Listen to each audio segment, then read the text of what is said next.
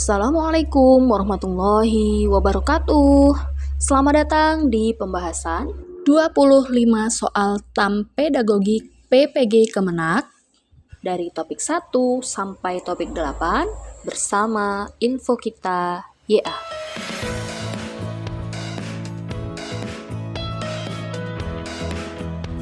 Baiklah teman-teman, 25 soal TAM atau tes akhir modul berisikan dari topik 1 sampai 8 untuk ruang lingkup guru Kemenak, guru PAI, guru Quran Hadis, guru Fikih, guru Akidah Akhlak, dan SKI atau Sejarah Kebudayaan Islam. Sebelum lanjut, mohon bisa like dan subscribe channel Info Kita YA agar mendapatkan notifikasi video lainnya dari channel Info Kita YA. Bagi teman-teman yang ingin memperdalam dengan pembahasan soal lainnya, saya sudah menyediakan playlist khusus pembahasan soal TAM maupun soal UP atau UKM PPG. Linknya ada di deskripsi. Baiklah, langsung saja kita ke pembahasan soal yang pertama. Materi PBL dalam pemecahan masalah kompleks. Di kelas 8, Bu Rina menemukan bahwa siswa tidak mampu menghubungkan konsep perubahan sosial dengan kehidupan mereka. Ia ingin menggunakan problem-based learning agar siswa berpikir kritis. Ia kemudian memunculkan kasus tentang maraknya penyebaran informasi palsu yang menyebabkan perubahan perilaku masyarakat.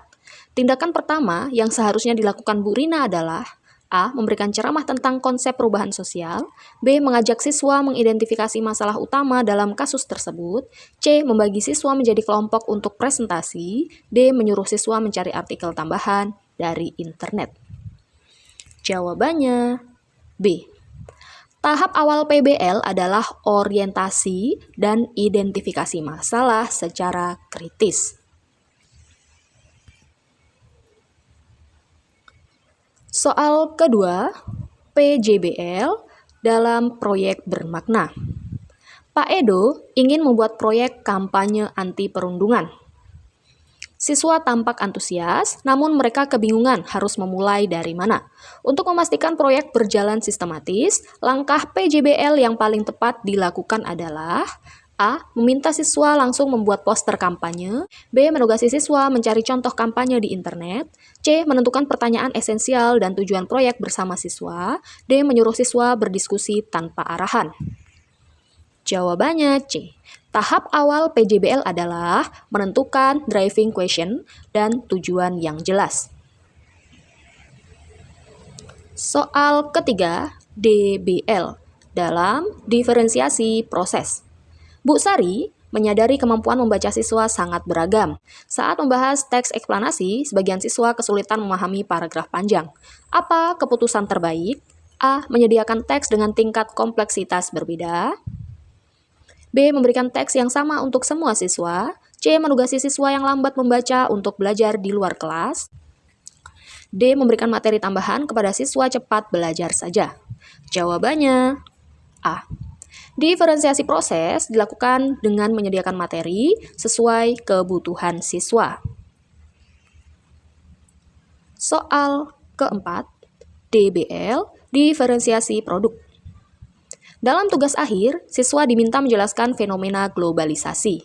Kelas sangat beragam dari segi minat. Apa strategi diferensiasi produk paling sesuai? A. Semua siswa wajib membuat esai minimal 3 halaman.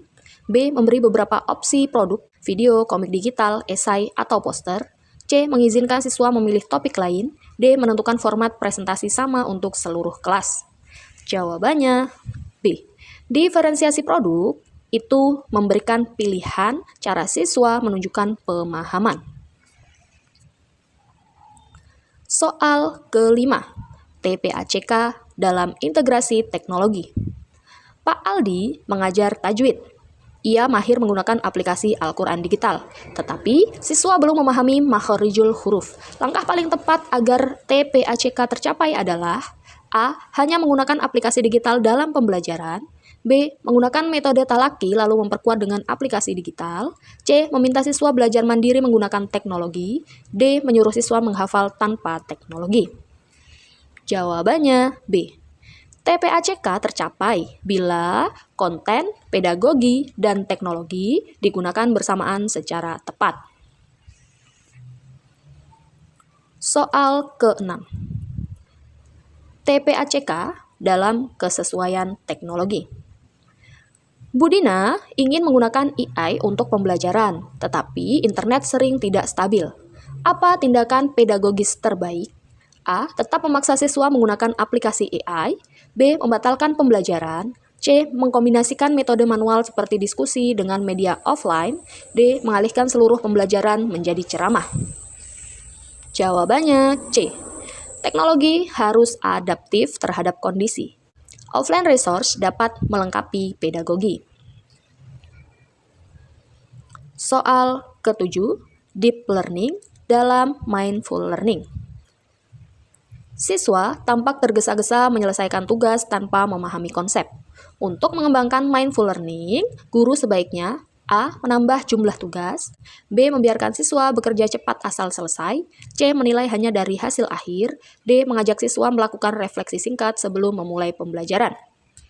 Jawabannya D. Mindful learning menekankan kesadaran dan fokus penuh pada proses belajar. Soal ke-8, deep learning dalam meaningful learning. Saat mengajarkan kebersihan sebagian dari iman, Bu Hani ingin siswa memahami makna, bukan sekedar hafal. Apa pendekatan paling bermakna? A. Menyuruh siswa menghafal dalil. B. Mengaitkan materi dengan pengalaman nyata tentang menjaga kebersihan sekolah. C. Memberikan catatan panjang. D. Membacakan definisi dari buku. Jawabannya B. Meaningful learning terjadi saat materi dikaitkan dengan konteks kehidupan nyata. Soal ke-9, deep learning dalam joyful learning. Kelas terlihat pasif dan kurang antusias. Untuk menciptakan joyful learning, guru dapat A. Menggunakan permainan edukatif terkait materi. B. Menambah durasi ceramah. C. Menekan siswa agar disiplin. D. Mewajibkan siswa menyalin lebih banyak materi. Jawabannya A. Dalam joyful learning, itu menekankan keterlibatan dan pengalaman menyenangkan. Soal ke-10, superfisikal versus deep learning. Pak Raffi melihat siswa menghafal konsep perubahan wujud benda tanpa memahami prosesnya. Ini termasuk A. Deep learning, B. Joyful learning, C. Superphysical learning, D. Meaningful learning.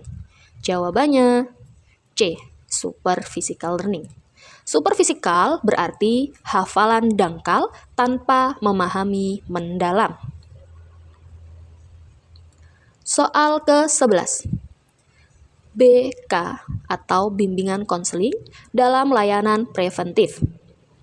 Seorang siswa sering murung dan menarik diri. Sebagai guru, tindakan awal yang paling tepat adalah A. Menegur siswa di depan kelas. B. Menghubungi orang tua tanpa berbicara kepada siswa. C. Melakukan pendekatan personal dan merujuk ke guru BK. D. Mengabaikan karena bukan urusan guru. Jawabannya C. Guru harus melakukan pendekatan awal sebelum merujuk ke BK. Soal ke-12, BK dalam konseling kelompok. Kelas 11 mengalami konflik antar teman. Guru BK ingin menyelesaikan dengan konseling kelompok. Fokus utama kegiatan ini adalah A. Menyampaikan hukuman. B. Membantu siswa saling memahami dan menemukan solusi bersama. C. Memberi ceramah panjang. D. Menentukan siapa yang salah. Jawabannya B.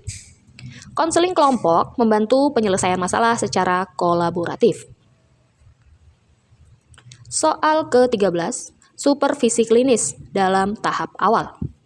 Supervisor datang untuk membina guru pemula.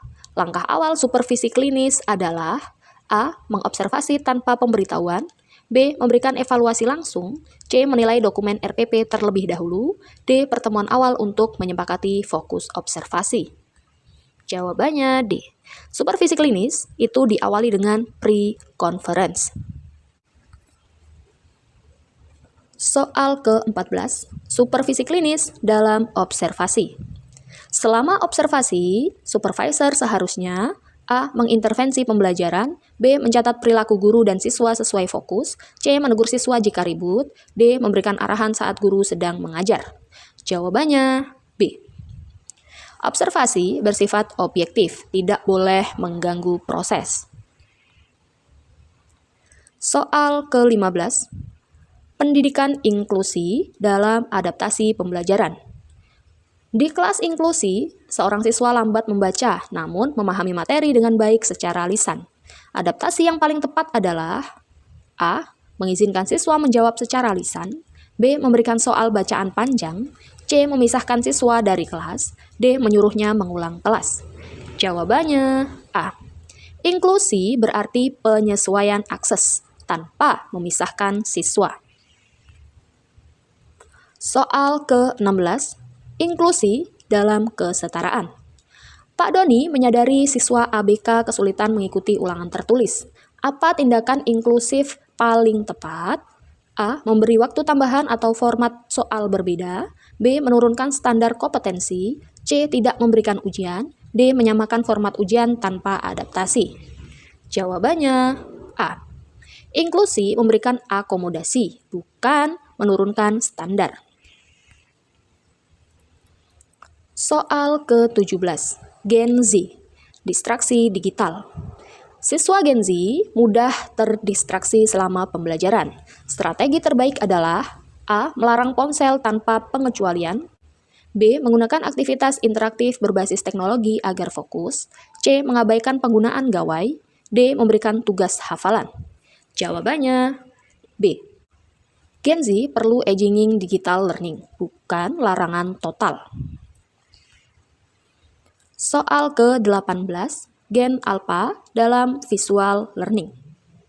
Gen Alpha lebih visual dan suka game. Untuk menjelaskan materi akhlak, guru dapat A. Membacakan buku tanpa media, B. Memberikan catatan panjang, C. Menggunakan video animasi dan simulasi interaktif, D. Menugasi hafalan. Jawabannya C. Gen Alpha sangat cocok dengan visual dan game-based learning. Soal ke-19. Guru digital dalam literasi digital. Seorang guru membagikan informasi dari internet kepada siswa tanpa mengecek kebenarannya. Sikap ini menunjukkan kurangnya A. Literasi numerasi, B. Literasi digital, C. Literasi budaya, D. Literasi finansial. Jawabannya B. Literasi digital mencakup verifikasi dan evaluasi informasi. Soal ke-20. AI dalam etika penggunaan. Bu Laila menggunakan AI untuk membuat materi, tetapi tidak mengedit ulang. Siswa mendapat informasi keliru. Tindakan yang paling etis adalah A. Tetap menggunakan materi apa adanya, B. Menghapus seluruh materi, C. Melarang siswa menggunakan AI, D. Mengedit, memverifikasi, dan menyesuaikan dengan konteks siswa. Jawabannya D. AI harus diawasi guru, sedangkan verifikasi adalah bagian dari etika digital. Soal ke-21. AI dalam personalisasi belajar. AI digunakan untuk membantu siswa rendah membaca dengan memberikan materi adaptif. Ini contoh A. Penggantian guru, B. Personalisasi pembelajaran, C. Penyeragaman materi, D. Penilaian manual. Jawabannya B. AI dapat mempersonalisasi pembelajaran sesuai kebutuhan. Soal ke-22. Guru profesional dalam kepribadian. Guru ditegur karena bersikap kasar di kelas. Kompetensi guru yang paling dilanggar adalah A. Profesional, B. Sosial, C. Kepribadian, D. Pedagogik. Jawabannya C. Guru harus menunjukkan keteladanan moral dan emosi stabil. Soal ke-23. Guru profesional dalam sosial. Seorang guru jarang berkolaborasi dan sulit bekerja sama. Ia kurang pada kompetensi A. Sosial, B. Pedagogik, C. Profesional, D. Kepribadian. Jawabannya A. Kompetensi sosial mencakup komunikasi, kolaborasi, dan hubungan positif. Soal ke-24. TPACK dalam kesesuaian pedagogi. Guru menggunakan video 20 menit tanpa diskusi. Siswa pasif. Agar TPACK tepat, guru harus A. Mempercepat pemutaran video, B. Menggabungkan video dengan diskusi, tanya jawab, atau tugas analisis. C. Menghapus videonya. D. Menambah video lebih panjang.